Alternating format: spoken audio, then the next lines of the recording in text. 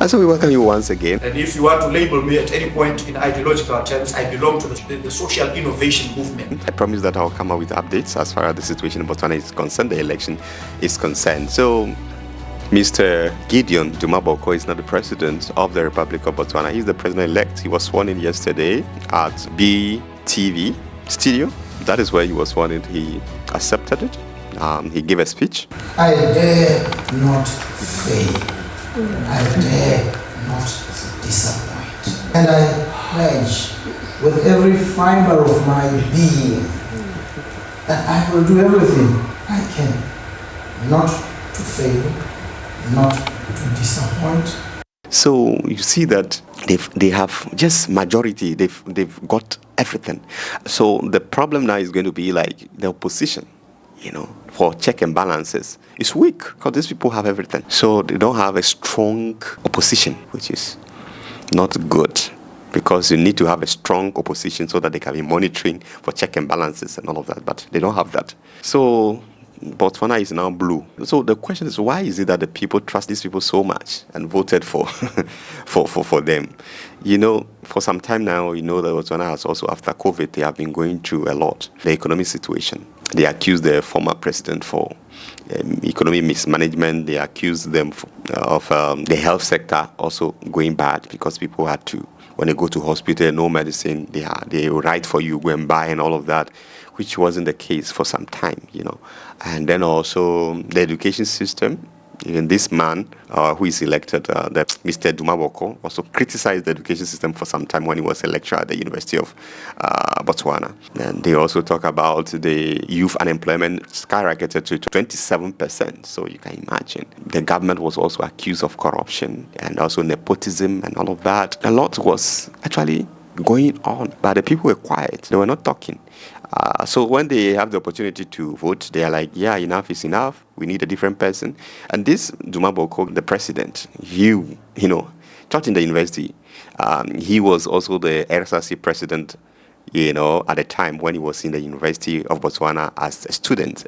He was the RSRC president, so he knows how to communicate with the youth and bring them on board. And, so he actually did well by bringing the youth on board, letting them stand up for their rights and letting them know that they need to fight for change, and they help him, and they have won, massively.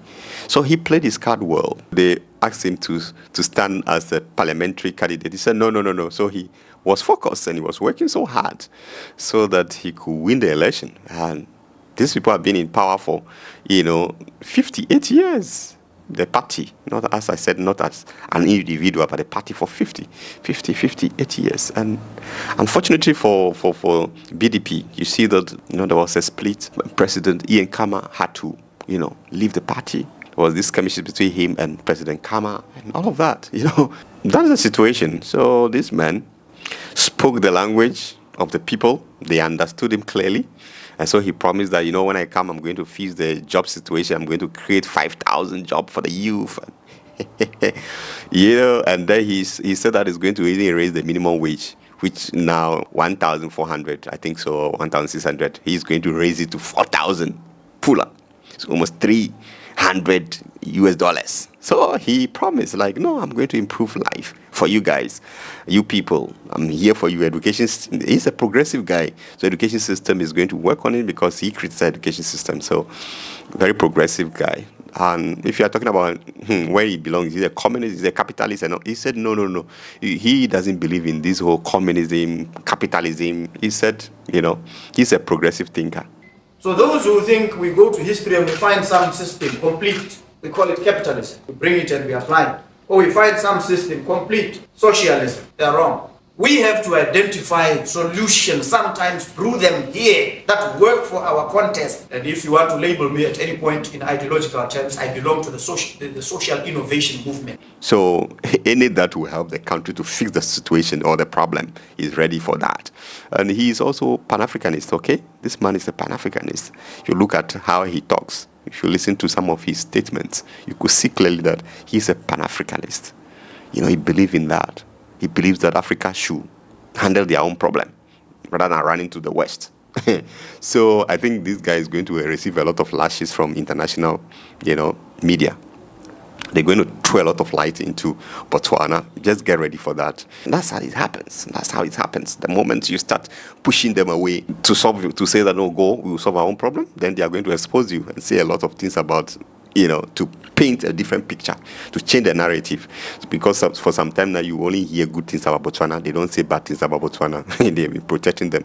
But now that we have this progressive thinker, Africanist, Pan-Africanist, get ready, Botswana. You're going to receive a lot of lashes. Unless he plays the card well, they will come. So get ready. So that is what is going to happen. I'm just predicting. I'm just predicting. Because already if you listen, they say all kind of things about Botswana now. So the people of Botswana should get ready. It's going to be dirty. They're going to say a lot of things about the president. They're going to expose your condition.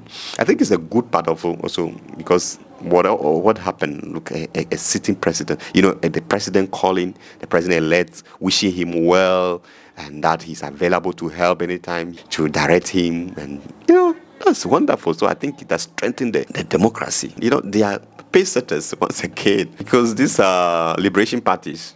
And for 58, and they kicked them out, and they decided to bring in a different, party. So now we're going to see the true state of Botswana now, because these people are now coming. They have to present the states of Botswana to the people to say, you see, this is what we come to meet, this is the situation, and this is what we also plan of solving the problem. So now we're going to see the other side of Botswana, the true state of Botswana now. We're going to see all of that in the coming days. Maybe some of you also wanted to know more about the president, Duma Boko, but the president is from Mahalape. And he grew up to be a very curious person. If you listen to people when growing up, some people talked about the president. They said he used to be curious, a lawyer, So he studied law at the University of Botswana. He was the SRC president, as I said, as at the time that he went to Harvard for his master's. He came back to a professor or a lecturer at the University of Botswana. He criticized the education system at the time, which people didn't take easy. They were hard on him when he criticized the system, but he stood by his principle to say that no, the truth is bitter, and I'm going to say it as it is. He might have known the political landscape of Botswana, so he knows how to play his cards. He joined one party, it couldn't work, so they have to come with coalition. Now they have won. 2 terms he couldn't, but the 3rd time now he is now winning. So this is a man who studied the system and knows how to unseat the Liberation Party. BDP. So this is a man, very astute, very progressive, as I said. So some will say the informed policies, what is going to be the situation of Botswana. So he's a progressive thinker, as I said. So he will try as much as possible to protect the interests of Botswana. I want to reimagine. Italian philosopher Giambattista Vico says we can reimagine society because we created it. Society is an artifact. We create things and then we become prisoners and we think they can't be changed. We change them.